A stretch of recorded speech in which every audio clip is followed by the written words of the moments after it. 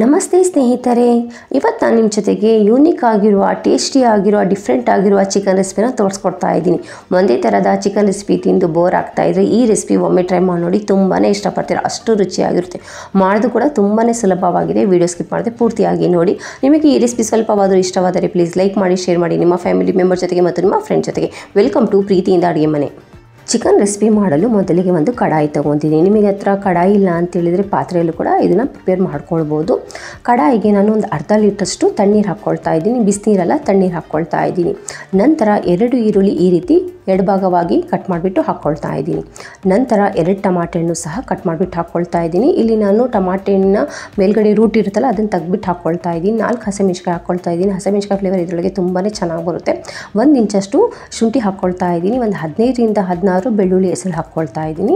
ಇಲ್ಲಿ ನಾನು ಕೆಲವೊಂದು ಗರಂ ಮಸಾಲ ತೊಗೊತಿದ್ದೀನಿ. ಚಕ್ಕೆ, ಲವಂಗ, ಏಲಕ್ಕಿ, ದೊಡ್ಡ ಏಲಕ್ಕಿ, ಚಕ್ಕರ್ ಮೊಗ್ಗು, ಜಾಪತ್ರೆ, ಮೆಣಸಿನ್ಕಾಳು ತೊಗೊತಿದ್ದೀನಿ. ನಿಮ್ಮ ಬಳಿ ಇಲ್ಲಿ ಯಾವುದಾದ್ರೂ ಮಸಾಲೆ ಇಲ್ಲ ಅಂತ ಹೇಳಿದ್ರೆ ಸ್ಕಿಪ್ ಕೂಡ ಮಾಡ್ಕೊಳ್ಬೋದು. ಬೇರೆ ಯಾವುದೇ ಗರಂ ಮಸಾಲ ಇದ್ದರೆ ಆ್ಯಡ್ ಕೂಡ ಮಾಡ್ಕೊಳ್ಬೋದು.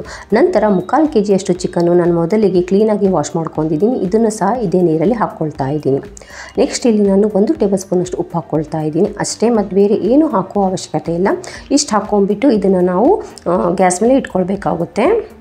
ಇಲ್ಲಿ ನಾನು ಗ್ಯಾಸ್ ಆನ್ ಮಾಡಿಬಿಟ್ಟು ಕಡಾಯಿ ಗ್ಯಾಸ್ ಮೇಲೆ ಇಟ್ಕೊಂಡಿದ್ದೀನಿ. ಮೀಡಿಯಮ್ ಟು ಲೋ ಫ್ಲೇಮಲ್ಲಿ 10 ನಿಮಿಷ ಲಿಡ್ ಕ್ಲೋಸ್ ಮಾಡಿಬಿಟ್ಟು ಕುಕ್ ಮಾಡ್ಕೊಳ್ಬೇಕು. 10 ನಿಮಿಷ ಆಗಿದೆ, ಲಿಡ್ ಓಪನ್ ಮಾಡ್ತಾ ಇದ್ದೀನಿ. ಟೊಮ್ಯಾಟೊ, ಈರುಳ್ಳಿ ಎಲ್ಲ ಚೆನ್ನಾಗಿ ಬೆಂದಿದೆ, ಸಾಫ್ಟ್ ಆಗಿದೆ. ಈಗ ಗ್ಯಾಸ್ ಆಫ್ ಮಾಡ್ಕೊಳ್ಬೇಕು.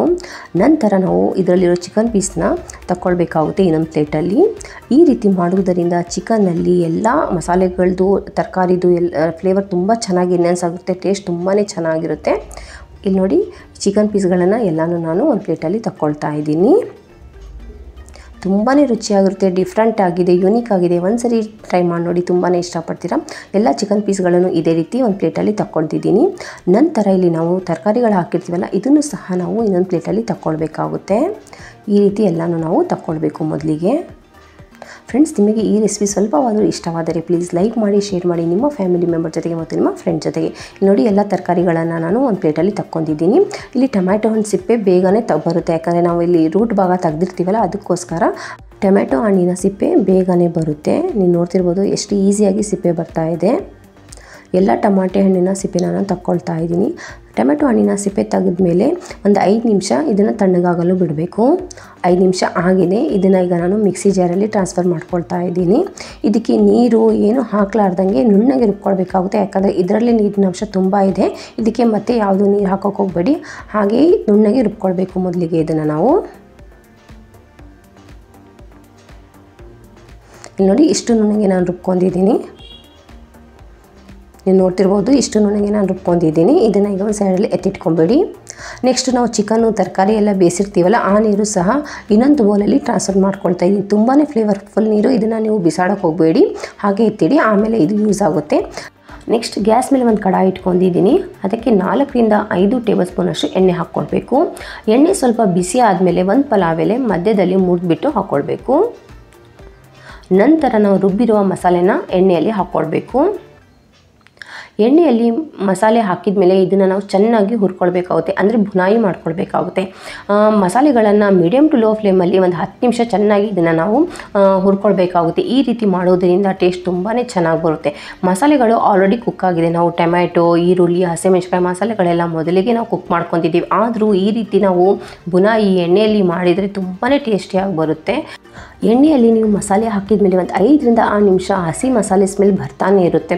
5ರಿಂದ 6 ನಿಮಿಷ ಆದಮೇಲೆ ಮಸಾಲೆ ಸ್ಮೆಲ್ ಎಲ್ಲ ಹೋಗಿ ಎಣ್ಣೆ ಈ ರೀತಿ ಬರುತ್ತಲ್ಲ, ಅಲ್ಲಿ ತನಕ ನೀವು ಚೆನ್ನಾಗಿ ರೋಸ್ಟ್ ಮಾಡ್ಕೊಳ್ಬೇಕಾಗುತ್ತೆ. ಅಂದರೆ ಚೆನ್ನಾಗಿ ನೀವು ಇದನ್ನು ಬುನಾಯಿ ಮಾಡ್ಕೊಳ್ಬೇಕಾಗುತ್ತೆ, ಹುರ್ಕೊಳ್ಬೇಕಾಗುತ್ತೆ. ನೀವು ನೋಡ್ತಿರ್ಬೋದು, ಎಣ್ಣೆ ಎಲ್ಲ ಈಗ ಸಪ್ರೇಟ್ ಆಗ್ತಾ ಇದೆ.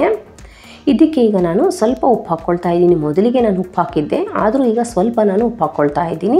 ನಂತರ ಅರ್ಧ ಟೀ ಸ್ಪೂನಷ್ಟು ನಾನು ಅಷ್ಟು ಪುಡಿ ಹಾಕ್ಕೊಳ್ತಾ ಇದ್ದೀನಿ. 1 ಟೇಬಲ್ ಸ್ಪೂನಷ್ಟು ಧನಿಯಾ ಪೌಡ್ರು, 1 ಟೇಬಲ್ ಸ್ಪೂನಷ್ಟು ಖಾರದ ಪೌಡ್ರು, ಅರ್ಧ ಟೀ ಸ್ಪೂನಷ್ಟು ನಾನಿಲ್ಲಿ ಜೀರಿಗೆ ಪೌಡ್ರ್ ಹಾಕ್ಕೊಳ್ತಾ ಇದ್ದೀನಿ. ನಂತರ ಅರ್ಧ ಟೇಬಲ್ ಸ್ಪೂನಷ್ಟು ನಾನು ಚಿಕನ್ ಪೌಡ್ರ್ ಹಾಕ್ಕೊಳ್ತಾ ಇದ್ದೀನಿ. ಇಷ್ಟೇ ಮಸಾಲೆಗಳನ್ನು ಹಾಕ್ಕೊಳ್ಬೇಕಾಗುತ್ತೆ, ಬೇರೆ ಯಾವುದೇ ಗರಂ ಮಸಾಲೆ ಆ್ಯಡ್ ಮಾಡ್ಕೊಳಕ್ಕೆ ಹೋಗಬೇಡಿ. ಗರಂ ಮಸಾಲ ನಾವು ಆಲ್ರೆಡಿ ಚಿಕನ್ ಕುಕ್ ಮಾಡುವಾಗ ಹಾಕಿದ್ವಲ್ಲ, ಅಷ್ಟೇ ಸಾಕು. ಎಲ್ಲ ಮಸಾಲೆಗಳನ್ನು ಒಂದು 2 ನಿಮಿಷ ಚೆನ್ನಾಗಿ ನಾವು ಹುರ್ಕೊಳ್ಬೇಕಾಗುತ್ತೆ. ಈ ರೀತಿ ನೋಡ್ತಿರ್ಬೋದು, ಎಣ್ಣೆ ಎಲ್ಲ ಚೆನ್ನಾಗಿ ಸಪ್ರೇಟ್ ಆಗಿದೆ. ಈಗ ಅರ್ಧ ಕಪ್ಪಷ್ಟು ನಾನಿಲ್ಲಿ ಮೊಸರು ಹಾಕ್ಕೊಳ್ತಾ ಇದ್ದೀನಿ. ಮೊಸರು ಹುಳಿ ಆದರೂ ನಡೆಯುತ್ತೆ ಅಥವಾ ಫ್ರೆಶ್ ಆಗಿದ್ರೂ ನಡೆಯುತ್ತೆ. ಹಾಕಿಬಿಟ್ಟು ಲೋ ಫ್ಲೇಮಲ್ಲಿ ಅಥವಾ ಗ್ಯಾಸ್ ಆಫ್ ಮಾಡ್ಕೊಂಡ್ಬಿಟ್ಟು ಮೊಸರನ್ನು ಮಸಾಲೆ ಜೊತೆಗೆ ಚೆನ್ನಾಗಿರೋ ಮಿಕ್ಸ್ ಮಾಡ್ಕೊಳ್ಬೇಕಾಗುತ್ತೆ. ಈ ರೀತಿ ಚೆನ್ನಾಗಿ ಮಿಕ್ಸ್ ಮಾಡ್ಕೊಂಡಾದ್ಮೇಲೆ ಗ್ಯಾಸ್ ಫ್ಲೇಮ್ ಆನ್ ಮಾಡಿಬಿಟ್ಟು ಮೀಡಿಯಮ್ ಟು ಲೋ ಇಟ್ಕೊಂಡ್ಬಿಟ್ಟು ಮೊಸರನ್ನು ನಾವು ಚೆನ್ನಾಗಿ ಕುಕ್ ಮಾಡ್ಕೊಳ್ಬೇಕಾಗುತ್ತೆ. ನೀವು ಗ್ಯಾಸ್ ಆಫ್ ಮಾಡಿಬಿಟ್ಟು ಅಥವಾ ಲೋ ಮಾಡಿಬಿಟ್ಟು ನೀವು ಮೊಸರನ್ನು ಕುಕ್ ಮಾಡಿದ್ರೆ ಮೊಸರು ಒಡೆಯಲ್ಲ. ಆಮೇಲೆ ಚೆನ್ನಾಗಿ ಟೇಸ್ಟು ಸಹ ತುಂಬಾ ಚೆನ್ನಾಗಿ ಬರುತ್ತೆ. ನೀವು ನೋಡ್ತಿರ್ಬೋದು ಎಣ್ಣೆ ಎಲ್ಲ ಮತ್ತೆ ಸಪ್ರೇಟ್ ಆಗ್ತಾ ಇದೆ. ಈ ಸ್ಟೇಜಲ್ಲಿ ನಾವು ಬೇಯಿಸಿರುವ ಚಿಕನ್ನ ಹಾಕ್ಕೊಳ್ಬೇಕಾಗುತ್ತೆ. ನೀವು ನೋಡ್ತಿರ್ಬೋದು ಈಗ ನಾನು ಚಿಕನ್ ಹಾಕ್ಕೊಳ್ತಾ ಇದ್ದೀನಿ. ಚಿಕನ್ ಹಾಕಿದ್ಮೇಲೆ 2 ರಿಂದ 3 ನಿಮಿಷ ಚೆನ್ನಾಗಿ ಇದನ್ನು ಲೋ ಟು ಮೀಡಿಯಮ್ ಫ್ಲೇಮಲ್ಲಿ ಚೆನ್ನಾಗಿ ಹುರ್ಕೊಳ್ಬೇಕಾಗುತ್ತೆ. ಚಿಕನ್ ಮೇಲೆ ಒಂದು ಕೋಟ್ ಮಸಾಲೆದು ಬರಬೇಕು, ಅಲ್ಲಿ ತನಕ ನಾವು ಇದನ್ನು ಮಸಾಲೆಗಳ ಜೊತೆಗೆ ಚೆನ್ನಾಗಿ ಫ್ರೈ ಮಾಡ್ಕೊಳ್ಬೇಕಾಗುತ್ತೆ. 3 ರಿಂದ 4 ನಿಮಿಷ ಮೀಡಿಯಮ್ ಟು ಲೋ ಫ್ಲೇಮಲ್ಲಿ ಚೆನ್ನಾಗಿ ಚಿಕನನ್ನು ಮಸಾಲೆಗಳ ಜೊತೆಗೆ ಫ್ರೈ ಮಾಡ್ಕೊಳ್ಬೇಕಾಗುತ್ತೆ.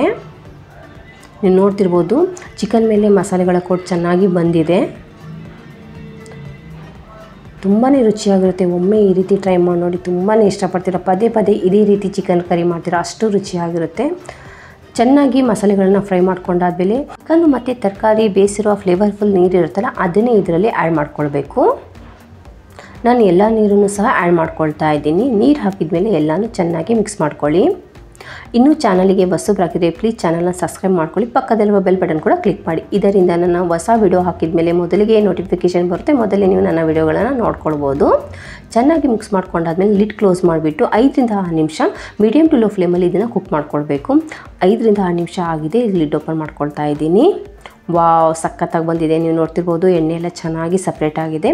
ಇದನ್ನು ಈಗ ಒಂದು ಸರಿ ಚೆನ್ನಾಗಿ ಮಿಕ್ಸ್ ಮಾಡ್ಕೊಂಬಿಡಿ. ನೋಡ್ತಿರ್ಬೋದು ಗ್ರೇವಿ ಎಷ್ಟು ಚೆನ್ನಾಗಿ ಬಂದಿದೆ. ಟೇಸ್ಟ್ ಮಾತ್ರ ತುಂಬಾ ಚೆನ್ನಾಗಿರುತ್ತೆ. ನೆಕ್ಸ್ಟ್ ಇಲ್ಲಿ ನಾನು ಸ್ವಲ್ಪ ಕಸೂರಿ ಮೆಥಿ ಕ್ರಷ್ ಮಾಡಿಬಿಟ್ಟು ಹಾಕ್ಕೊಳ್ತಾ ಇದ್ದೀನಿ. ಇದ್ರೆ ಹಾಕ್ಕೊಳ್ಳಿ, ಇದನ್ನು ಸ್ಕಿಪ್ ಕೂಡ ಮಾಡ್ಕೊಳ್ಬೋದು. ನಂತರ ಸ್ವಲ್ಪ ಕೊತ್ತಂಬರಿ ಸೊಪ್ಪು ಸಣ್ಣದಾಗಿ ಕಟ್ ಮಾಡಿಬಿಟ್ಟು ಹಾಕ್ಕೊಳ್ತಾ ಇದ್ದೀನಿ. ಕೊತ್ತಂಬರಿ ಸೊಪ್ಪು ಹಾಕಿದ್ಮೇಲೆ ಒಂದ್ಸರಿ ಚೆನ್ನಾಗಿ ಮಿಕ್ಸ್ ಮಾಡ್ಕೊಂಬಿಡಿ. ಮಾಡ್ಕೊಂಡಾದ್ಮೇಲೆ ಲಿಡ್ ಕ್ಲೋಸ್ ಮಾಡಿಬಿಟ್ಟು 1 ನಿಮಿಷ ಲೋ ಫ್ಲೇಮಲ್ಲಿ ಸಿಮ್ಮಲ್ಲಿ ಬಿಡಬೇಕಾಗುತ್ತೆ. ಈ ರೀತಿ ಮಾಡೋದ್ರಿಂದ ಕಸೂರಿ ಮೆಥಿ ಕೊತ್ತಂಬರಿ ಫ್ಲೇವರ್ ಚಿಕನ್ ಕರಿಯಲ್ಲಿ ಬರುತ್ತೆ. ಟೇಸ್ಟ್ ತುಂಬಾ ಚೆನ್ನಾಗಿರುತ್ತೆ. 2 ನಿಮಿಷ ಆಗಿದೆ. ಈಗ ಲಿಡ್ ಓಪನ್ ಮಾಡ್ತಾ ಇದ್ದೀನಿ. ವಾವ್, ಸೂಪರ್ ಆಗಿರೋ ಚಿಕನ್ ಕರಿ ರೆಡಿ ಆಗಿದೆ. ಯೂನಿಕ್ ಆಗಿರೋ ಡಿಫ್ರೆಂಟ್ ಆಗಿರೋ ಈ ಚಿಕನ್ ಕರಿನ ಒಮ್ಮೆ ಟ್ರೈ ಮಾಡಿ ನೋಡಿ, ತುಂಬಾ ಇಷ್ಟಪಡ್ತೀರಾ. ಪದೇ ಪದೇ ಮಾಡ್ತೀರಾ, ಅಷ್ಟು ರುಚಿಯಾಗಿರುತ್ತೆ. ಒಂದೇ ಥರದ ಚಿಕನ್ ರೆಸಿಪಿಗಳು ತಿಂದು ಬೋರ್ ಆಗ್ತಾಯಿದೆ. ಈ ಚಿಕನ್ ಕರಿ ಒಮ್ಮೆ ಟ್ರೈ ಮಾಡಿ ನೋಡಿ. ಇಲ್ಲಿ ನಾನು ಚಿಕನ್ ಕರಿನ ಸರ್ವ್ ಮಾಡ್ಕೊಂಡಿದ್ದೀನಿ. ಇದನ್ನು ನೀವು ಚಪಾತಿ ಜೊತೆಗೆ, ಅನ್ನದ ಜೊತೆಗೆ, ರೊಟ್ಟಿ ಜೊತೆಗೆ, ಮುದ್ದೆ ಜೊತೆಗೆ ಎಲ್ಲ ಜೊತೆಗೂ ಇದನ್ನು ಊಟ ಮಾಡ್ಬೋದು. ತುಂಬಾ ಚೆನ್ನಾಗಿರುತ್ತೆ. ಒಮ್ಮೆ ಟ್ರೈ ಮಾಡಿ ನೋಡಿ, ಹೇಗೆ ಬಂದಿದೆ ಅಂತ ಹೇಳ್ಬಿಟ್ಟು ಕಮೆಂಟಲ್ಲಿ ಹೇಳಿ. ಸೊ ಈ ಹೊಸ ರೀತಿಯ ಚಿಕನ್ ರೆಸಿಪಿ ಟ್ರೈ ಮಾಡ್ತೀರಾ ಅಂತ ಅಂದ್ಕೊಂಡಿದ್ದೀನಿ. ಮತ್ತೆ ಸಿಗೋಣ ಮತ್ತೊಂದು ಹೊಸ ವಿಡಿಯೋ ಜೊತೆಗೆ. Till then take care. Thank you for watching. ಪ್ರೀತಿಯಿಂದ ಅಡುಗೆ ಮನೆ.